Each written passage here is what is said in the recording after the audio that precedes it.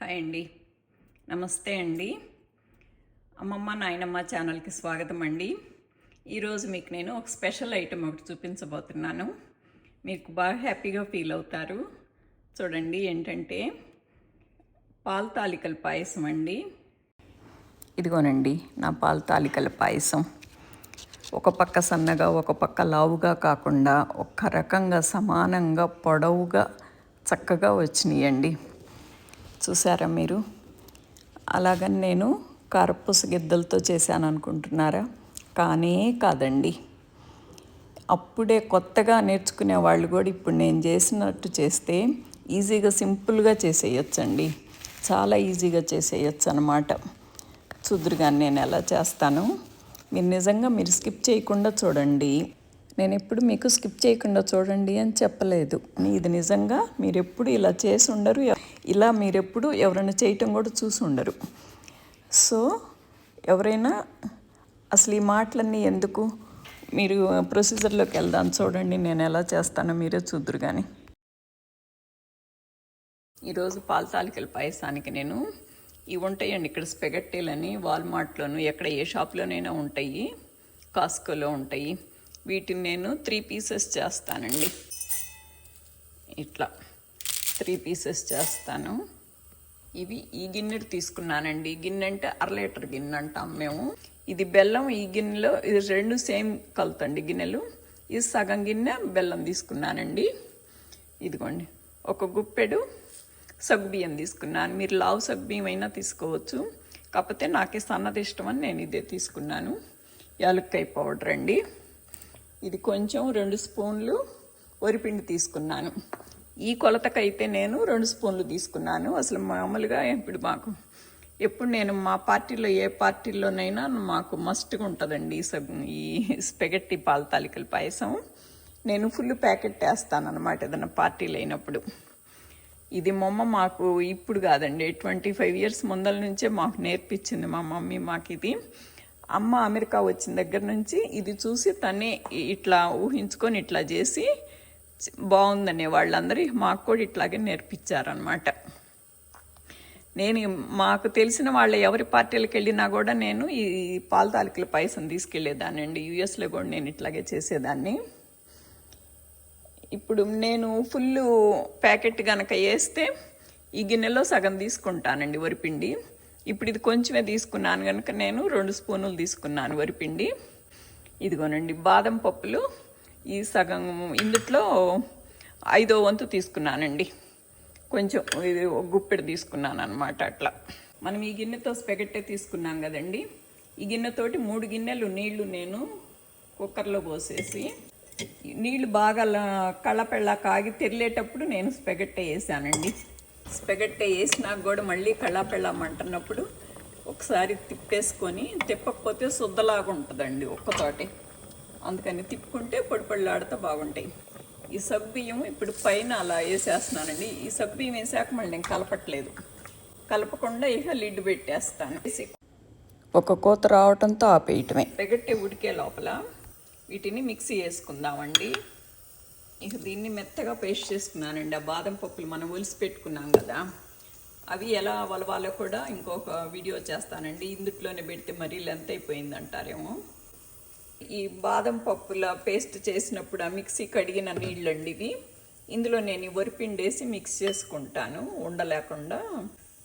Cooker వచ్చే లోపల ఈ జీడిపప్పులను ఇవి కిస్మిస్లను ఇవి మన ఇష్టం అండి. అన్నిటికీ కొలతలు ఏం అవసరం లేదు, మీ ఇష్టాన్ని బట్టి వీటిని ఫ్రై చేసుకోవాలండి. ఇవి జీడిపప్పులు 1 నిమిషం ఫ్రై అయినాక అప్పుడు నేను కిస్మిస్లు వేస్తానండి. లేకపోతే నాకు కాటు వాసనగా అనిపిస్తుంది. నాకైతే అసలు పచ్చి వేయటం ఇష్టం అండి. కాకపోతే మా పిల్లలు ఒప్పుకోరు ఫ్రై చేయకుండా వేస్తే. అందరు ఫ్రై చేస్తారు, నువ్వేంటంటారు. నాకు ఆ పచ్చి పాలల్లో ఉడికితే అవే ఇష్టం నాకు. ఇంకా చాలండి, నాకు ఎర్రబడితే నాకు ఇష్టం ఉండదు. జస్ట్ అలా తిరగంగానే ఆపేసుకుంటే బాగుంటుంది. వేయనియండి. కిస్మిస్లైనా జీడిపప్పులైనా చక్కగా. ఇదిగోనండి కుక్కర్ వచ్చేసిందండి. జస్ట్ కూత శాంతం వచ్చే పని లేదండి. కాకపోతే చూద్దాం ఇప్పుడు ఇది ఎట్లా ఉండాలి, ఇది శుద్ధ అయిందా, బాగానే ఉందా, అదిగోండి చక్క బాగా వచ్చిందండి. చూసారా, శుద్ధ కాలేదు. ఇవ్వనండి, ఇప్పుడు మీకు బాగా తెలుస్తుందో చూసారా, అసలు శుద్ధ అవ్వటము అతుక్కుపాటాలు లేకుండా చక్కగా వచ్చిందండి. 3 అంతలు ఎసరు పోసి పెడితే చక్కగా ఇలా వస్తుంది అన్నమాట. ఇందులో మనము పప్పులు పేస్ట్ చేసి పెట్టుకున్నాం కదా, ఇది వేసేద్దాము. ఇది బెల్లం కూడా వేసేస్తానండి. బెల్లం మనం బయట అయినా కరగబెట్టి వేసుకోవచ్చు. నాకు ఇది ఎటు మెత్తటి బెల్లమేనని నేను ఇదే వేసేస్తున్నాను. ఇది బెల్లం వేసేసానండి, మెత్తటి బెల్లమే కదా, అదే కరిగిపోతలేమని వేసేసాను. ఇదిగోండి నా బెల్లం. ఇప్పుడు బెల్లం వేసినాక మనం సన్నపసెగ పెట్టుకోవాలండి, అడుగంటుతూ ఉంటుంది అన్నమాట. అందుకనే ఎక్కువ బెల్లం పక్కన కరగబెట్టి పోస్తారు. కాకపోతే నాది గడ్డల బెల్లం కాదు కదా అని నేను వేసేసాను. వరిపిండి కొంచెం కలిపి పెట్టుకున్నాం కదండి, అది కూడా వేసేస్తున్నాను.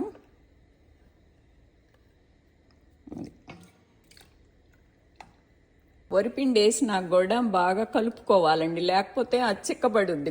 గడ్డలు గడ్డలు ఉండలు ఉండలు కాకుండా ఈక్వల్గా చక్కగా ఇలా కలుపుకోవాలండి.